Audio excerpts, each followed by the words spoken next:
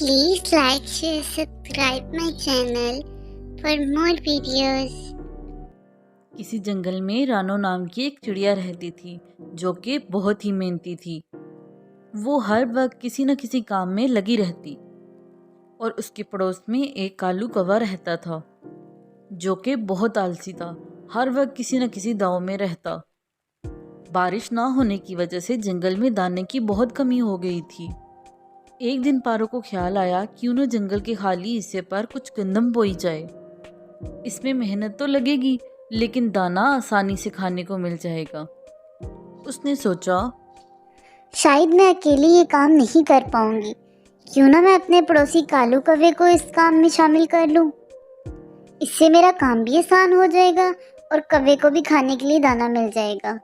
और रानो कौवे के पास जाती है और चिड़िया कौवे के पास आ जाती है। कौवे भैया, क्या तुम देख रहे हो? दाना जंगल में बिल्कुल खत्म होता जा रहा है। हाँ, ऐसा ही है। बल्कि मुझे तो आज 2 दिन के बाद दाना मिला था। अभी अभी खाया है। कहीं तुम मुझसे दाना उधार तो नहीं लेने आई? नहीं नहीं कौवे भैया, मुझे पता है मुझे तुम्हारे घर से क्या मिलेगा। तुम तो खुद मुश्किल से ढूंढते हो दाना, लेकिन मैंने कुछ नया सोचा है। क्या क्या सोचा है रानो? जंगल के पास काफी जमीन खाली पड़ी है और वहाँ पास ही नदी भी है और मेरे पास कुछ दाने भी पड़े हैं। अगर तुम मेरा साथ दो तो हम दोनों मिलकर वहाँ दाने बो लेते हैं। इस तरह हम दोनों के पास खाने की कोई कमी नहीं होगी। बात तो तुम्हारी ठीक है।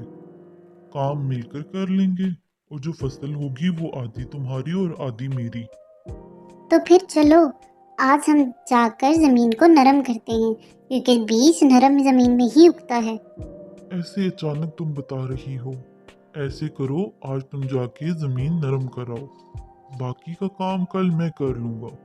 शेयरिंग है भाई। आधा काम तुम करो, आधा काम मैं करूंगा। अगर आज कोई काम है तो कोई बात नहीं कौवे भैया, मैं अकेले ही जमीन नरम कर लूंगी। लेकिन कल बीज बोना है, तुम्हें लाजमी जाना होगा। ठीक है, कल मैं तुम्हारे साथ चलूंगा और सारे बीज अकेले बोऊंगा। बच्चों, क्या आपने मुझे सब्सक्राइब कर दिया है? और घंटी के आइकन को दबाना ना भूलना।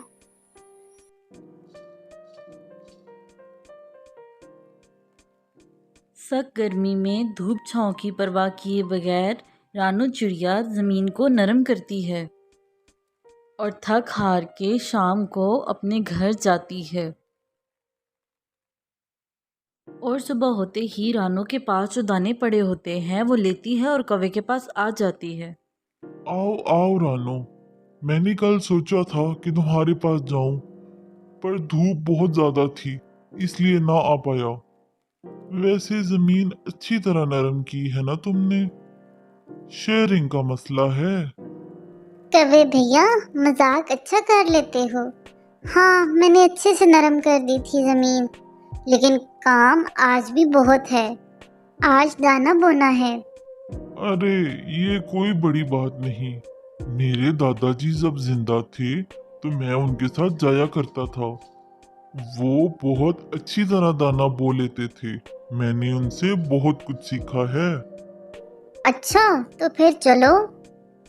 कौवा जैसे ही चलने की सोचता है तो उसकी एक नज़र सूरज पर पड़ती है। सूरज आग बरसा रहा था। उसकी आज फिर नीयत खराब हो जाती है। रानो, तुम चलो, मैं तुम्हारे पीछे आता हूँ।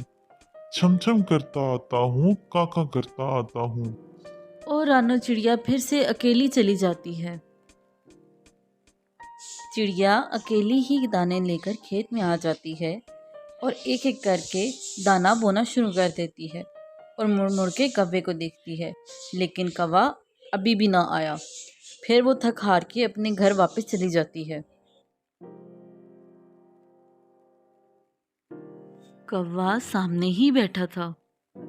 रानो, माफ करना। मैंने तुम्हारे साथ शेयरिंग तो कर ली, लेकिन कल जब मैं आने लगा तो अचानक से मेरे सर में इतना सख्त दर्द हुआ कि मैं ना आ सका। और मैं अपनी बात पर कायम भी हूँ, लेकिन मैं कल जरूर आऊंगा। हो सका तो कल का काम मैं अकेले करूंगा। तो मुझे सारा काम बता देना। चलो भाई, मान ली तुम्हारी बात। होगा तुम्हारे सर में दर्द, भला तुम मुझसे झूठ क्यों कहोगे। मैं बहुत थक गई हूँ, इसलिए आराम करने जा रही हूँ। और रानू चिड़िया अपने घर चली जाती है। अगले रोज सूरज कुछ पहले ही निकल आता है अपनी आग बरसाने के लिए, लेकिन चिड़िया कोई परवाह नहीं करती। चिड़िया जाने ही वाली होती है कि कौवा आ जाता है। तुम भी कहोगी कैसा पार्टनर है मेरा, रोज नए बहाने बना लेता है। लेकिन रानो, बात तो सच है, मैंने ये काम कभी नहीं किया। दूसरे पक्षी देखेंगे तो मेरा मजाक उड़ाएंगे। तुम ऐसे करो, तुम जाओ, मैं तुम्हारे पीछे पीछे आता हूँ, छम छम करता, कां कां करता। मैं किसी की नीयत पे शक नहीं करती, तुम सच ही कह रहे होगे। लेकिन टाइम से आ जाना, आज दानों को पानी भी देना है। हाँ हाँ, क्यों नहीं, आखिर मुझे भी तो फिक्र है अपनी फसल की। और फिर से चिड़िया चली जाती है। टूनी चिड़िया फसल के पास आ जाती है और जहाँ जहाँ उसने बीज बोए थे वहाँ वहाँ पानी डालती है ताकि ज़मीन नरम हो जाए और वहाँ से पौधा निकल आए। वो कौवे का आज भी इंतज़ार करती है, लेकिन कौवा नहीं आता, तो वो थक हार कर अपने घर वापस चली जाती है। कौवा फिर से बैठा इसका इंतज़ार कर रहा था। आ गई हो चिड़िया रानी, मैं तुम्हारा ही इंतजार कर रहा था। अब ये मत कहना कि मैं कितना झूठा हूँ। मैं दूसरे रास्ते से आ ही रहा था कि रास्ते में मुझे मेरा मामा मिल गया। मैंने कहा मामा तो माँ का भाई होता है, काम तो सारी जिंदगी होते ही रहते हैं, आज क्यों ना इनकी खिदमत कर ली जाए। हाँ, ऐसा ही होगा, मैं किसी पे शक नहीं करती। लेकिन कल सुबह हमें जल्दी जाना होगा। जो दाने हमने बोए हैं उसमें से पौधे कल निकल आएंगे, और उसमें कुछ गैर जरूरी पौधे भी होंगे जिनका निकालना बहुत जरूरी है। पक्का, मैं भी इधर बोर ही होता रहता हूँ। तुम जाते वक्त कल मुझे साथ बुला लेना। और चिड़िया चली जाती है। अगली सुबह चिड़िया फिर से खेत में आती है और एक एक करके जितने भी फालतू पौधे होते हैं उनको निकाल फेंकती है और मुड़ मुड़ के कौवे को देखती है, लेकिन कौवा आज फिर से नहीं आता। शाम होते ही चिड़िया थक हार के घर वापस लौट जाती है। कौवा बैठा फिर से कोई बहाना सोच रहा था। इससे पहले कि वो कुछ बोलता, चिड़िया बोल पड़ती है। तुम्हारे लिए काम करना मुश्किल है, तुम इसीलिए नहीं आज आए फिर। नहीं नहीं, ऐसी बात नहीं है चिड़िया रानी। मैंने सोचा फसल तो उगाई है, अब इसकी कटाई भी तो करनी होगी।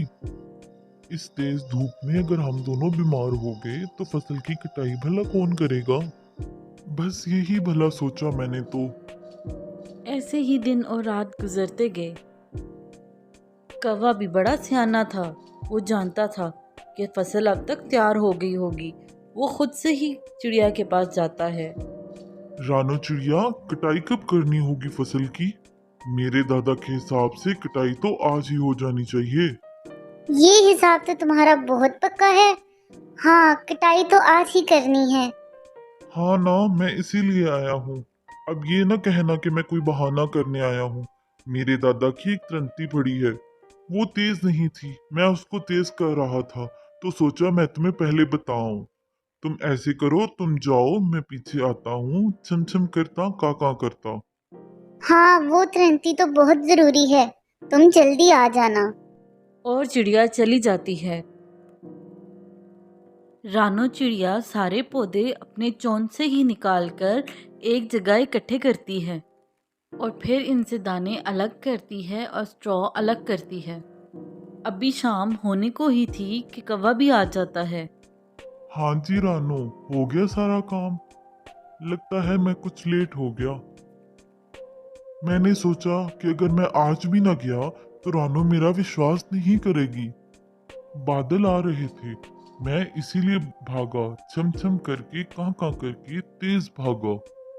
इतनी मेहनत की है, कहीं अनाज बारिश से खराब ना हो जाए। आखिर बांटना भी तो है फसल को। ये काम तो मेरे दादाजी ने मुझे बहुत अच्छे से समझाया हुआ है। और जल्दी से दानों पे बैठ जाता है। ये दाने मेरे और स्ट्रॉ तुम्हारा। यही इंसाफ बनता है, क्योंकि ज्यादा मेहनत तुमने की है और स्ट्रॉ ज्यादा है, इसलिए वो तुम्हें ही मिलेगा। रानो हैरान होके कौवे की तरफ देखती है, लेकिन कौवा थोड़ा गुस्सा भी दिखाता है।